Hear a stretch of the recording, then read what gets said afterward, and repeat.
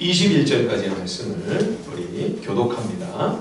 열왕기하 20장 12절에서 21절까지의 말씀 번갈아 읽겠습니다. 그때에 발라단의 아들 바벨론의 왕 브로닥 발라단이 히스기야가 병들었다 함을 듣고 편지와 일부를 그에게 보낸지라.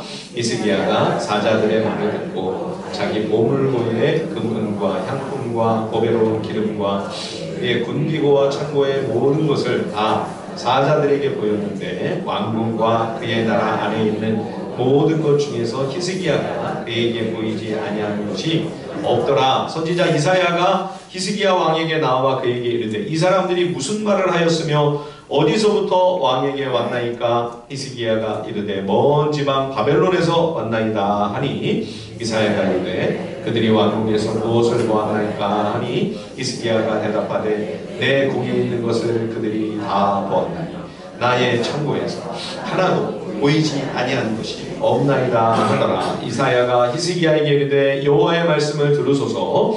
여호와의 말씀이 날이 이르니 왕궁의 모든 것과 왕의 조상들이 오늘까지 쌓아두었던 것이 바벨론으로 옮긴 바 되고 하나도 남지 아니할 것이요 또 왕의 몸에서 날 아들 중에서 사로잡혀 바벨론 왕궁의 환관이 되리라 하셨나이다 하니 히스기야가 이사야에게 이르되 당신이 전하라 여호와의 말씀이 선하니이다 하고 또 이르되 만일 내가 사는 날에 태평과 진실이 있을진데 어찌 선하지 아니하리요 하니라. 히스기야의 남은 사적과 그의 모든 업적과 저수지와 수도를 만들어 물을 성 안으로 끌어들인 일은 유다왕 역대 지략에 기록되지 아니하였느냐.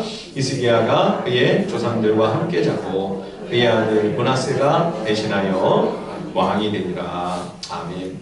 예, 북이스라엘이 먼저 아시리아 제국에 의해서 패망을 당했습니다. 백성이 포로로 끌려갔죠. 기원전 722년의 일입니다. 아시리아는 참 무자비하고 잔인한 제국으로 악명이 높았습니다. 여러 나라의 그 피정복민들을 강제로 이주를 시켜서 전부 막 섞어버리는 그런 방식으로 제국에 대한 어떤 반기를 들거나 저항을 할 수가 없도록 아주 억압적이고 폭력적인 정책을 마구 휘두른 그러한 제국이 이 최초의 고대 근동을 통일한 이 아시리아입니다. 북이스라엘의 수도였던 사마리아에도 포로를 끌고 간 그 북이스라엘 백성들의 빈자리에 많은 이방민들을 데리고 와서 강제로 정착을 시켰습니다. 이 여러 민족들이 사마리아로 이주해 오면서 자기의 신들과 자기의 우상들을 수입하는 바람에 하나님도 섬기고 다른 신도 섬기는 여호와께 제사를 드리고 제물을 바칠 뿐만 아니라 온갖 다양한 다른 신과 우상에게도 제사하며 제물을 바치는 이 혼합 종교의 혼탁하고 부패하고 타락한 영적 분위기가 사마리아에 만연하게 됩니다.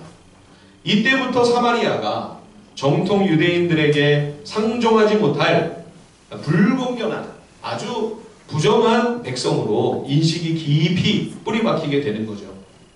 나중에 신약시대에 보면 우리가 복음서를 읽어보면 사마리아 사람들이 굉장히 관심을 받습니다.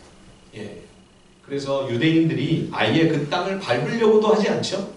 사마리아를 지나가면 빠른데 일부러 사마리아를 아예 통과하지 않으려고 사마리아 사람들을 상종하지도 않으려고 먼 길을 우회해서 돌아가는 모습을 봅니다. 요한복음 4장에 보면 예수님은 일부러 유대인들이 가지 않는 그 사마리아로 향하는 길을 정통으로 통과를 해서 수가성 우물가의 그 물길로 온 사마리아의 한 영혼을 만나시려고 곧장 가셔서 사마리아 사람에게 복음을 증거하시죠. 예, 그랬더니 유대인인 거를 뻔히 아는데 사마리아 사람에게 말을 시키고 말을 걸고 사마리아 사람을 상종을 하니까 오히려 그 사마리아 사람이 당황하는 놀라는 모습을 우리가 볼 수가 있었습니다. 그러나 여러분, 과연 사마리아에 이방인들이 신과 우상들을 많이 가져와 비로소 사마리아가 오염이 되고 부패가 된 것입니까?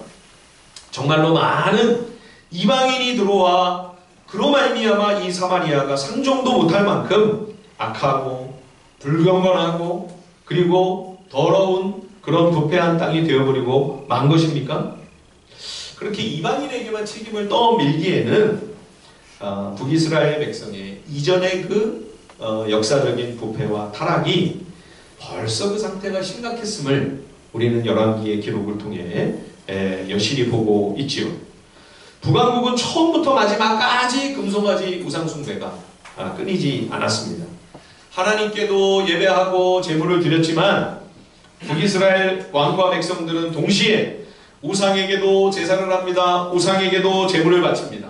또 바알과 아세라 우상도 열심히 같이 섬겼지요. 그러니 사마리아는 이방인들이 들어와서 그때부터 비로소 우상을 섬긴 것이 아니라 벌써부터 이미 하나님과 금송아지를 함께 섬기고 하나님과 바알 아세라를 함께 예배하는 혼합 종교의 그 부패하고 타락한 양상이 벌써부터 일상적이고 당연한 것이었음을 우리는 잘 알고 있습니다. 다만 이방인들이 이주한 이후에는 그러한 신과 우상의 종류가 훨씬 더 많아졌을 뿐이었죠. 예. 안타까운 것은 이러한 사마리아의 우상 숭배를 끊어버리기 위해 개혁의 기치를 들었던 지도자가 북이스라엘에서 단 한 명도 없었다는 것이죠. 바알과 아세라를 철저히 몰아내려고 힘썼던 예후조차 금송아지 우상 숭배에 대해서만큼은 굉장히 관대했죠. 그런데 이게 사마리아에서만 이런 일이 벌어진 것이 아니고요. 남유다 때때로 예루살렘에서도 물론 간혹 경건한 개혁 왕이 일어나 우상 숭배를 뿌리 뽑는 그러한 영적 개혁이 이루어지곤 했습니다만 정반대의 악한 왕이 또 등장하게 되면 그렇게 그동안 힘겹게 이루어 놓았던 개혁이 순식간에 제자리로 돌아가 버리고 한순간에 공든탑이 다 와르르 무너져 내리는 거죠. 히스기야의 부친 아하스 왕의 경우가 그랬습니다. 최악의 임금 중에 한 사람이죠. 자기 아들을 몰래 우상에게 불태워 바치는 그런 끔찍한 일을 자행했습니다. 뿐만 아니라 시리아의 그 신전을 보고 와가지고 다메섹의 그 신전을 보고 와가지고 그 형태대로 예루살렘 성전을 다 뜯어고쳤습니다. 여호와께서 당신의 그 거룩한 이름을 두시려고 택하신 여호와의 집이 바로 여호와의 성전인데 그 여호와의 집을 무슨 자기 집처럼 다른 신들에게 제사하기 위한 이방의 신전과 같이 그렇게 성전을 다 뒤집어 놓은 거예요. 예. 그런데 그러면서 거기서 하나님께 제사하며 하나님께 제물을 바쳤다고 열왕기 16장에 기록하고 있죠. 그래서 지난주에 오후에 그 본문을 갖고 우리 장로님이 그런 질문을 하셨습니다. 그러면 이게 과연 하나님께 드리는 제사입니까? 아닙니까? 여러분 이렇게 해놓고 하나님께 예배를 드리면 여러분 이것은 정말 하나님을 위한 예배입니까? 아닙니까? 이런 것이야말로 사마리아의 그 부패하고 혼탁한 타락한 혼합 종교와 전혀 다르지 않은 그런 모습이죠. 의식만 형식만 하나님께 드리는 예배의 모습을 갖추고 있다 해서 하나님이 기뻐 받으시는 예배가 되는 것은 아닙니다.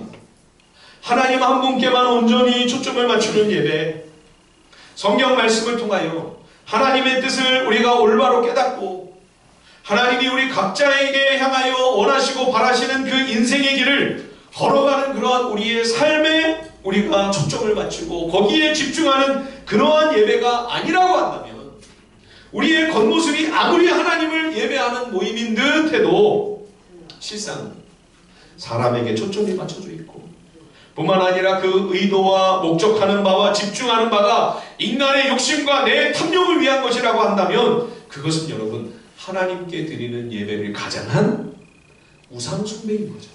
실상은 벌써 오래전의 일입니다만 하루는 수능을 보는 날이었습니다. 11월 달에 수능을 보는 주로 날이었는데 그 저녁에 이제 수험생들 그 시험 보는 그 모든 상황들을 취재한 영상이 이제 방영이 됐습니다. 특히 그 부모님들을 이제 비춰주는 영상이었는데요.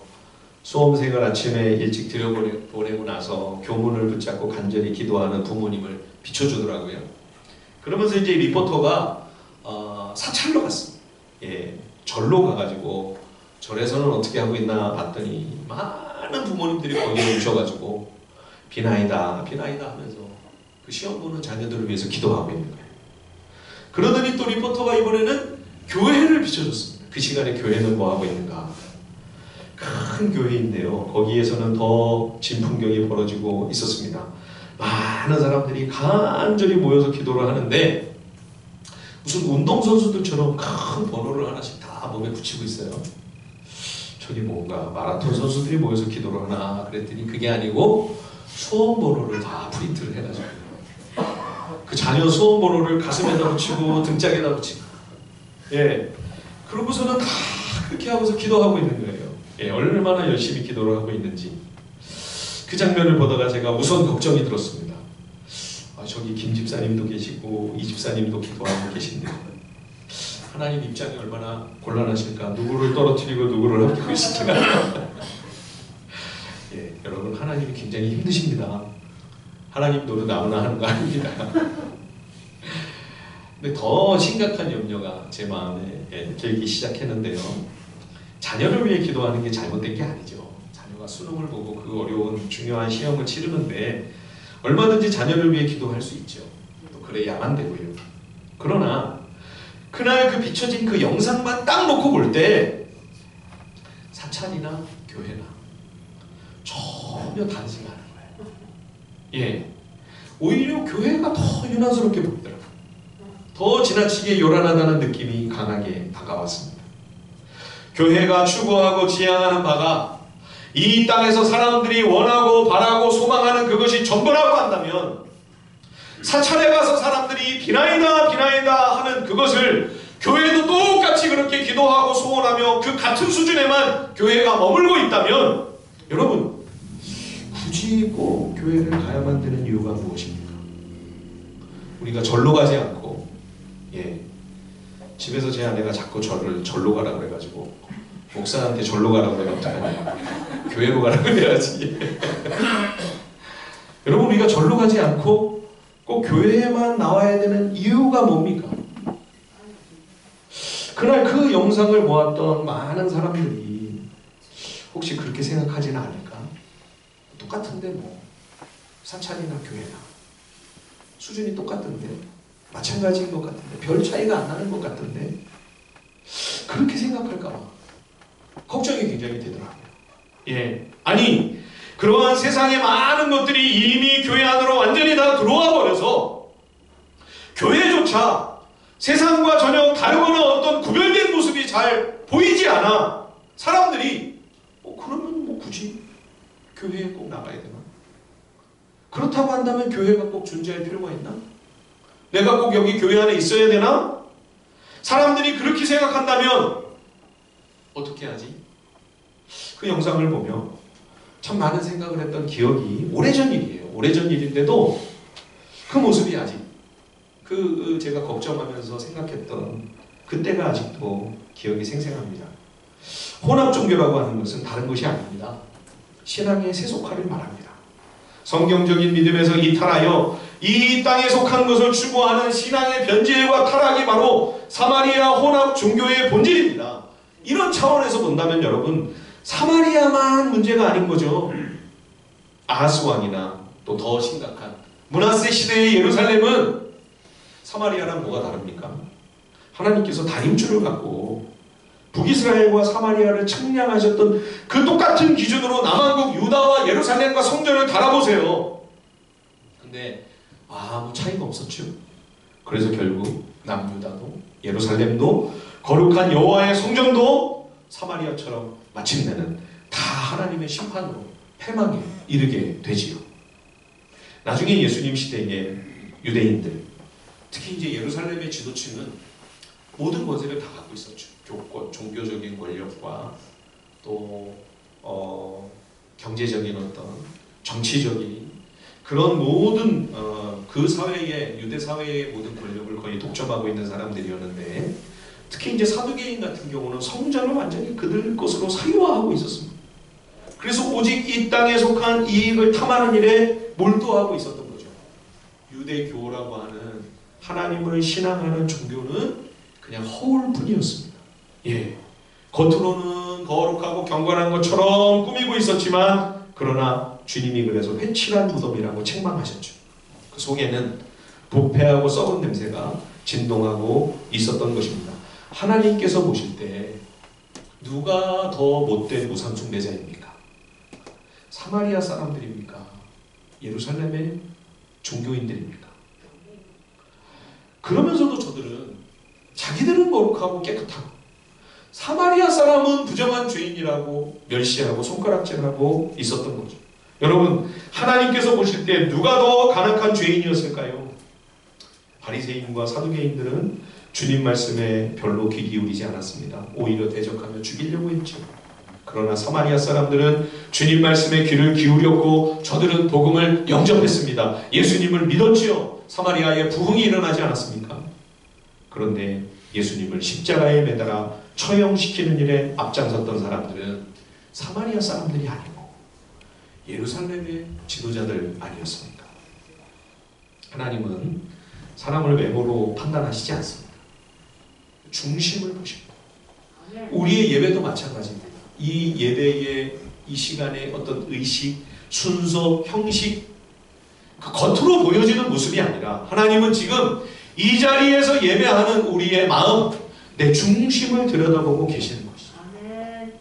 사랑하는 성도 여러분, 우리는 그저 종교적인 어떤 행사나 의식이나 형식에 그치는 것이 아니라 그 실상과 그 실제와 그 본질에 있어서 저와 여러분이 하나님을 정말로 사랑하고 하나님 한 분만을 예배하며 하나님의 뜻을 제대로 깨달아 하나님이 원하시는 신앙의 길, 그 인생길을 걸어가기 위해 몸부림치는 하나님의 사람들이 다 되시기를 간절히 주님의 이름으로 축원드립니다.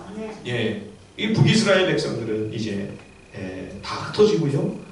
이제 유다 왕국만 남아있는 겁니다. 지난주에 말씀드린 것처럼 남왕국의 히스기야가 왕이 되어 아시리아 제국의 침략을 하나님의 크신 은혜로 잘 물리쳤습니다. 비록 그의 신앙이 흔들리고 그의 마음이 약해졌지만 하나님께서 붙들어 주시고 격려하여 주시고 주님만 바라보고 의지하도록 그를 이끌어 주심으로 하나님의 크고 놀라운 구원을 경험하게 되죠. 자, 그런데 열왕기하 20장에 들어오면 바로 그 즈음에 히스기야 왕이 중병에 걸립니다. 예, 20장 1절을 한번 보실까요? 그때가 언제냐? 이 사내립의 18만 5천의 대군을 예루살렘에서 물리쳤을 때, 하나님이 물리치고 승리를 주셨을 때, 바로 그때 그 즈음에 히스기야 왕이 병들어 죽게 되었다. 이 국가적인 큰 병사가 있는 이 마당에 왜 히스기야 개인에게 이런 엄청난 불행이 닥쳤을까요? 아마 거다란 이 승리로 히스기야의 마음이 높아질 것을 염려하신 하나님께서 그로 하여금 이 질병의 도전 앞에 직면케 하심으로 자신이 얼마나 보잘것없고 연약한 인생이라고 하는 사실을 망각하지 않아 깊이 가슴에 그 교훈을 새기도록 인생이 참이 호흡이 그냥 코에 붙어있는, 그죠? 하나님께서 이 숨을 그냥 앗아가시면 당장에 쓰러질 수밖에 없는 한줌 흙먼지, 티끌같이 아무것도 아닌 존재에 불과하다고 하는 사실을 히스기야에게 일깨워 주시려 함이 아니었을까요? 아시리아 제국의 이 대군을 물리치고 예루살렘을 구한 것은 히스기야의 탁월한 영도력이나 그의 출중한 믿음 때문이 아닌 것이죠. 하나님이 행하신 것이죠. 흙먼지 티끌인 연약한 인생이 어찌 그런 큰 일을 행할 수 있겠습니까? 예, 하나님께서는 히스기야의 마음이 겸비하여 낮고 겸손한 자리에서 계속 하나님의 은혜를 풍성히 누리기를 기뻐하셨던 것이지요.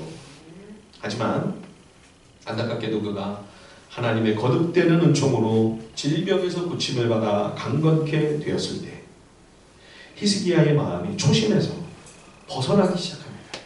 이때 또 마치 바벨론 제국에서 사신이 왔죠. 그죠? 이 히스기야 왕을 문병할 겸 실은 정탐을 목적으로 외교관들이 온 것입니다. 이 국가 간의 외교는 실상은 치열한 정보전이죠. 예, 외교관은 양국에서 공인한 스파이나 다름이 없는 겁니다, 사실. 예, 당시 바벨론은 아시리아 제국의 자리를 호시탐탐 노리고 있는 신흥 강국이었습니다. 그런데 이렇게 옆에서 보니까 이 조그만 나라 유다가 사내립의 대군을 물리친 거예요. 아시리아 제국을 꺾어 이긴 거예요. 너무너무 궁금했겠죠. 도대체 어떤 나라길래 이 나라가 저 제국을 물리치나. 다 정복을 당했는데 어떻게 예루살렘만 이렇게 딱 남아있나. 그죠? 그래서 이 히스기야가 병들었다는 소식을 듣고 이걸 구실삼아 이제 다윗 왕국에 관한 정보를 입수하려고 바벨론 왕이 사절을 보낸 것입니다. 자, 그런데 이 사신들을 맞이한 히스기야 왕의 행동이 정말 이상합니다. 자, 우리 오늘 본문 20장, 열왕기하 20장입니다.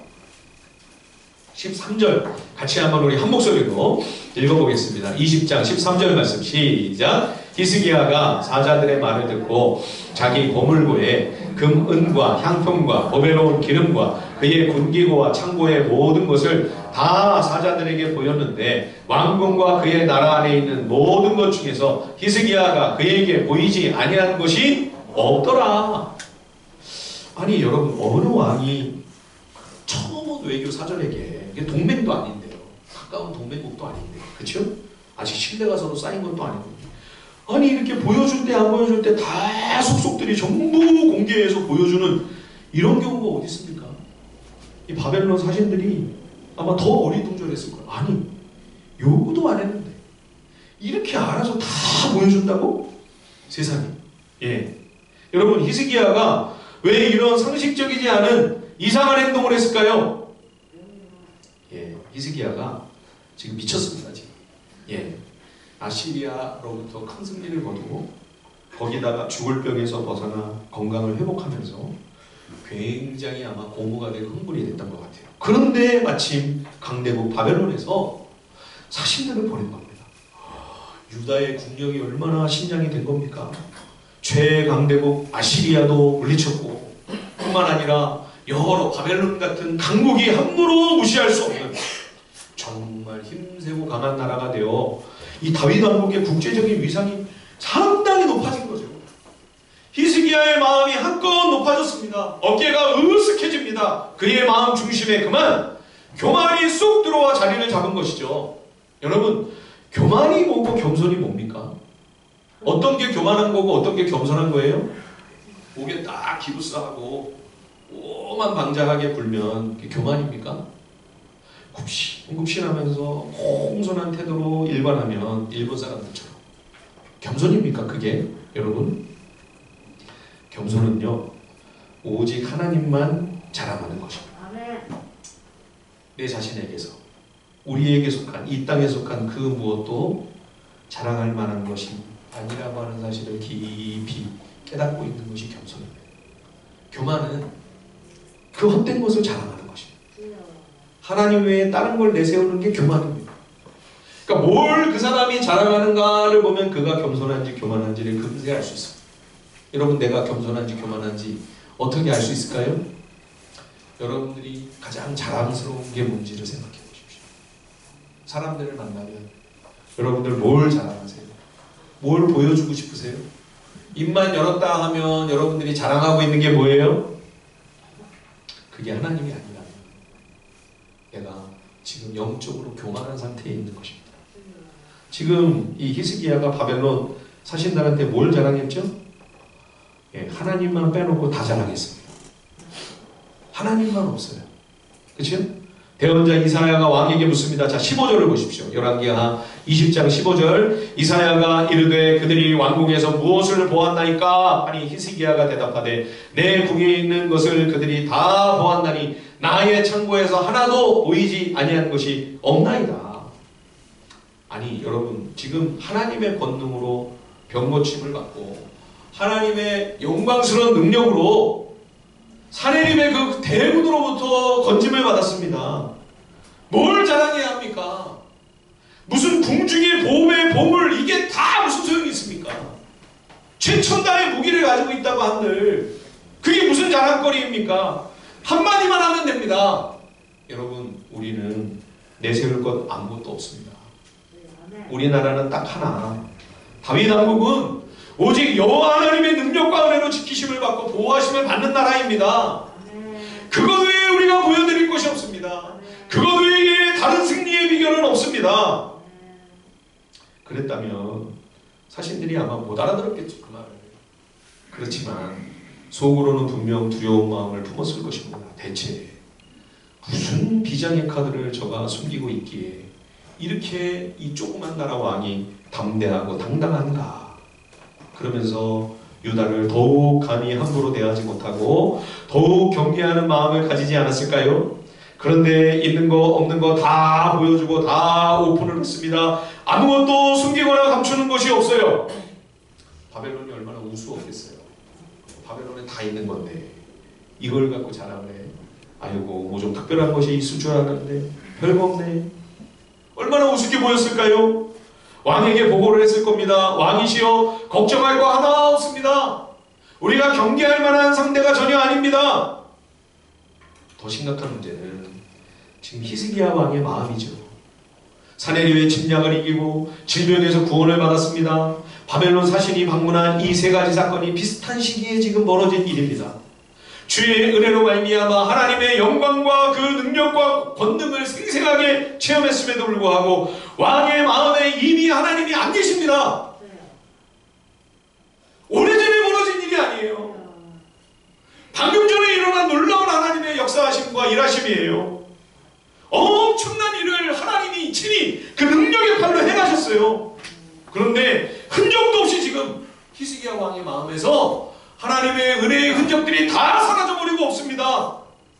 그러면서 한낱 흙먼지 티끌에 불과한 자기에게 속한 곳을 내세우며 자랑하고 있는 거예요. 뻐기고 있는 거예요. 내가 훌륭해서 시리아를 물리쳤다는 거죠. 내가 잘 다스리고 통치했기 때문에 지금 이렇게 우리 유다가 승승장구하고 있다고 하는 거죠. 하나님께서 우려가 크셨습니다. 야, 이렇게 나가는 오만방자하여 먼저 패망했던 북이스라엘의 길을 그대로 똑같이 걷겠구나. 그래서 하나님께서 대언자 이사야를 통해 왕을 꾸짖으십니다. 이런 식으로 하면 바벨론의 유다도 패망해서 전부 북이스라엘처럼 포로로 끌려갑니다. 존귀한 왕의 자손들이 바벨론으로 잡혀가 바벨론 황제의 환관내시가 될 것입니다. 자, 그런데 이 대언자를 통해 이 얼마나 엄중한 책망이에요. 이 심각한 경고의 말씀을 들은 히스기야의 반응이 충격적입니다. 자, 우리 19절 한번 읽어볼까요? 열왕기하 20장 19절 말씀 우리 다 같이 한번 한 목소리로 읽어보겠습니다. 19절 시작. 히스기야가 이사야에게 이르되 당신이 전한 바 여호와의 말씀이 선하니이다 하고 또 이르되 만일 내가 사는 날에 태평과 진실이 있을진데 어찌 선하지 아니하리오. 예. 히스기야의 마음이 어떻게 이렇게 금세 무감각하게 무뎌지고 말았을까요? 더군다나 내 당대에 편안하다면 다음 세대에 가서 뭐가 어찌 되든 말든 그거 내 할 바 아니라는 거죠. 다른 사람도 아니고 일국의 지도자가 어찌 이런 말을 할 수가 있나요? 지도자라면 그래도 먼 나라의 장래를 내다보며 100년 되기까지는 아니지라도 그래도 다음 세대에 어떻게 하면 이렇게 이 나라가 계속 견고하게 든든히 세워져 갈 수 있을까를 걱정하고 고심해야 하지 않습니까? 이렇게 히스기야의 마음이 완고하고 강팍하여져서 다음 세대 다윗 왕국의 미래가 장래가 어찌 되든 말든 내 시대에만 태평성대를 누리면 그만이라고 하는 이러한 안일한 영적 태도와 자세는 정말 그 다음 세대에 너무나 끔찍하고 참담한 영적 재앙으로 다윗 왕국을 덮치게 되죠. 자, 오늘 본문 마지막 21절 한번 보십시오. 열왕기하 20장 21절. 히스기야가 그의 조상들과 함께 자고 그의 아들 므낫세가 대신하여 왕이 됩니다. 이 므낫세는 히스기야 왕이 15년 삶을 연장받은 바로 그 시기에 태어난 왕입니다. 12살의 왕이 됐으니까요. 그런데 이 므낫세는 유다의 모든 왕들 가운데 가장 심한 악을 행한 아까 그 아하스보다도 더 한술 더 떠서 제일 부패하고 타락한 우상숭배와 온갖 범죄를 자행하고 의인들을 그냥 끊임없이 죽여서 무지한 피를 흘린. 그래서 하나님께서 이 므낫세의 악행을 보시고 유다도 이제는 원수의 손에 넘겨야 되겠다. 예루살렘과 성전을 하나님께서 버리시기로 작정하신 계기가 된 때가 바로 이 므낫세의 시대예요. 예. 다음 세대가 어찌 되든 말든 나중에 내 자녀손들이 내 후손들 자손들이 믿음으로 살든지 말든지 난 그건 모르겠고 그저 내 당대에 편안하고 걱정 근심 없이 살면 그뿐이지. 여러분, 만일 우리가 이런 안일한 영적 태도로 다음 세대의 영적 흐름과 신앙을 위한 그 어떤 준비나 배려도 하지 않는다면, 기도하지 않는다면 여러분, 우리도 히스기야와 므낫세의 비극을 똑같이 반복할 수밖에 없는 것이죠. 히스기야가 열심히 개혁을 잘했어요. 예, 무슨 소용이 있습니까? 므낫세가 싹 다 엎어버립니다.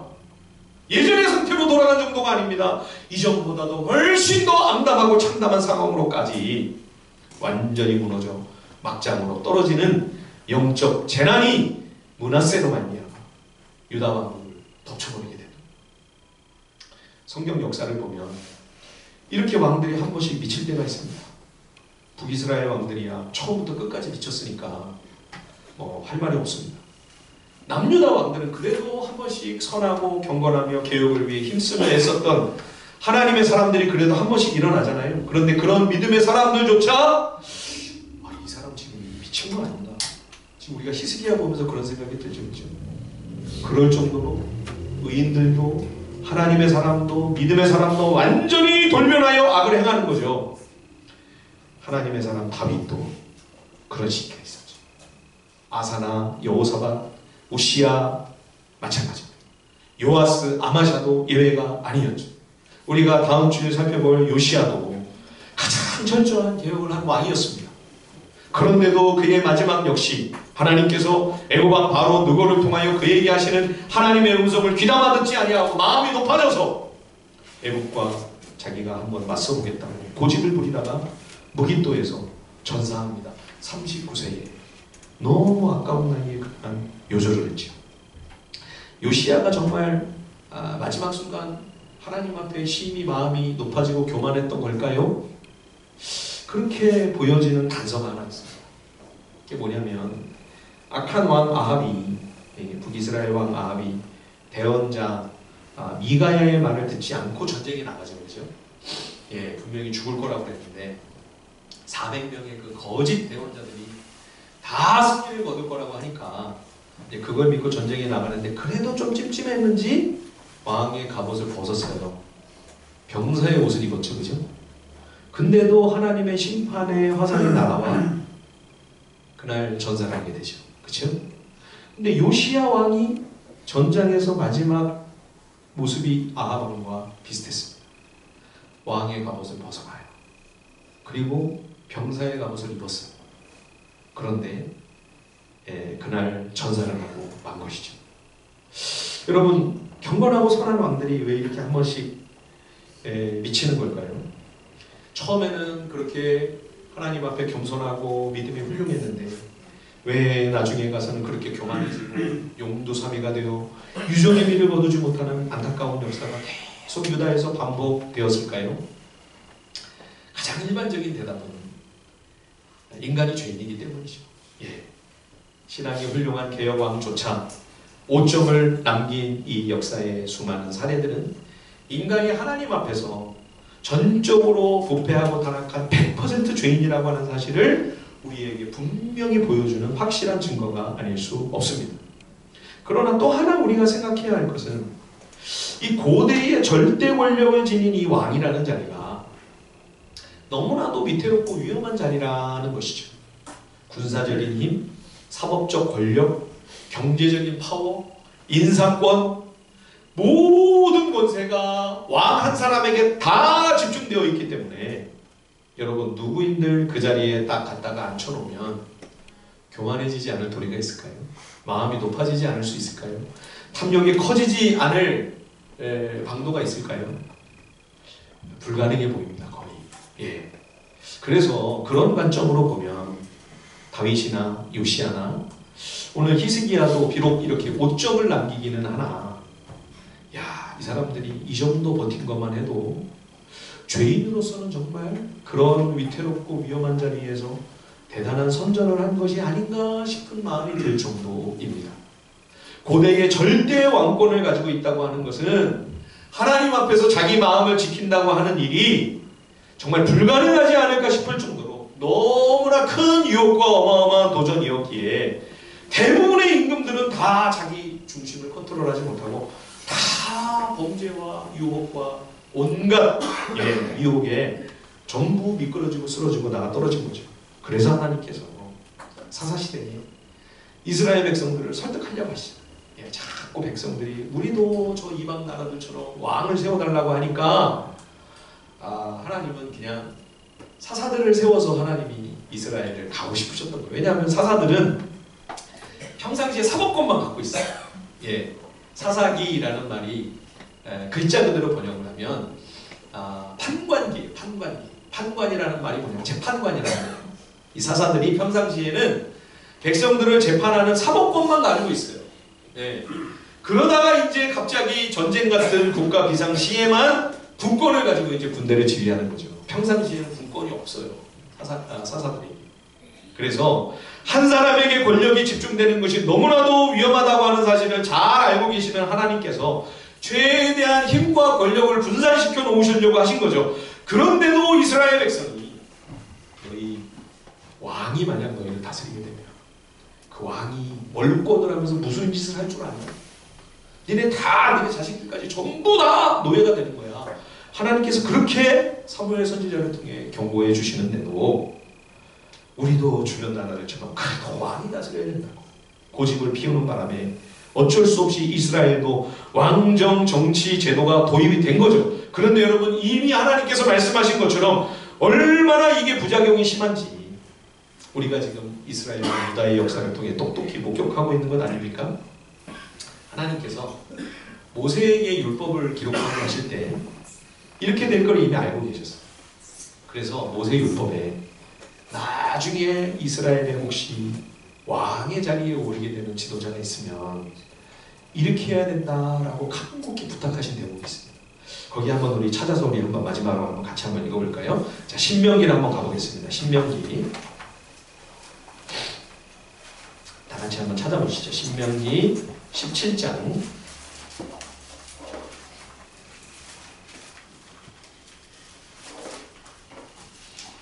신명기 17장 16절에서 20절까지 우리 함께 우리 한 목소리로 한번 읽어보겠습니다. 신명기 17장 16절로 20절 다 함께 한 목소리로 신명기 17장 16절로 20절 시작. 그는 병마를 많이 두지 말 것이요 병마를 많이 얻으려고 그 백성을 애굽으로 돌아가게 하지 말 것이니 이는 여호와께서 너희에게 이르시기를 너희가 이후에는 그 길로 다시 돌아가지 말 것이라 하셨음이며 그에게 아내를 많이 두어 그의 마음이 미혹되게 하지 말 것이며 자기를 위하여 은금을 많이 쌓지 말 것이니라. 그가 왕위에 오르거든 이 율법서의 등서본을 레위 사람 제사장 앞에서 책에 기록하여 평생에 자기 옆에 두고 읽어 그의 하나님 여호와 경외하기를 배우며 이 율법의 모든 말과 이 규례를 지켜 행할 것이라. 그리하면 그의 마음이 그의 형제 위에 교만하지 아니하고 이 명령에서 떠나 좌로나 우로나 치우치지 아니하리니 이스라엘 중에서 그와 그의 자손이 왕위에 있는 날이 장구하리라. 아멘. 이스라엘의 왕이 될 자는 군사력을 하나님보다 더 의지하면 안 되니까 병마를 많이 모으지 말고, 그렇죠? 또 우상숭배로 유혹이 되면 안 되니까 정략 결혼 많이 하지 말고, 또 은금을 너무 많이 쌓아두려고 욕심과 탐욕의 마음이 메어버리니 그거 조심해라 하신 다음에 하나님께서 뭐라고 말씀하시냐면 율법서의 이 등사본, 이 필사본을 책으로 만들어서 항상 왕 옆에 두고, 그렇죠? 평생에 이 말씀을 읽으면서 여호와 경외하기를 배워야 된다. 이 영적인 싸움을 싸워야만 왕이 이 모든 유혹과 이 위험하고 위태로운 지뢰밭 같은 이 통치의 과정에서 하나님의 뜻대로 선한 하나님의 계획을 이룰 수 있다고 이렇게 강력하게 당부하신 것이죠. 이 부탁의 말씀을 순종하는 왕들이 그렇게 많지 않았어요. 그렇죠? 여호사밧, 히스기야, 요시야 말씀 앞에서 막 옷을 찢지 않습니다. 마음을 찢는다고 하는 그런 표시죠. 말씀 앞에서 진정으로 회개했어요. 다윗의 시편을 보면 특히 119편에 그가 얼마나 말씀을 가까이 하며 항상 주야로 말씀을 읽고 암송하면서 그 음성에 귀를 기울이며 부지런히 말씀을 묵상했는지를 알 수 있습니다. 그럼 뭐합니까 목사님? 그래도 넘어지지 않았나요? 네, 그랬기 때문에 돌아올 수 있었습니다. 다 넘어졌는데요, 말씀을 붙잡고 있었던 왕들은 그래도 돌아와요. 예, 말씀이 없는 왕들은 못 돌아오는 겁니다. 대언자가 와서 왕의 범죄를 지적하면 대언자의 목이 날아가는 거예요. 말씀의 은혜가 없는 왕들의 모습이었습니다. 그래도 평상시에 말씀을 붙잡고 있었던 왕은, 그렇죠? 다윗에게 와서 나단이 당신이 범죄한 바로 그 사람입니다 라고 했더니 다윗이 어떡합니까? 무릎을 꿇습니다. 내가 하나님 앞에 범죄했다. 예, 우리가 평상시에 말씀을 붙잡고 씨름하면 우리가 힘들고 어려울 때, 인생의 고비에서 시련과 고난과 환난 가운데 이제는 말씀이 우리를 붙잡아 줍니다.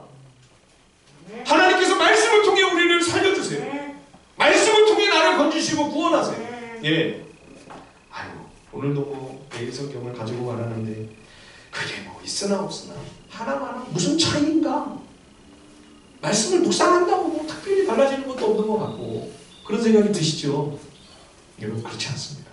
예, 여러분들이 평상시에 이 하나님의 말씀을 붙들려고 어렵지만 힘들지만 애를 쓰시면 하나님께서 인생의 고비 가운데 하나님의 말씀으로 나를 붙잡아 주세요. 예, 시편 119편 50절에 보면 이 말씀은 나의 고난 중에 위로라, 주의 말씀이 나를 살리셨기 때문이다.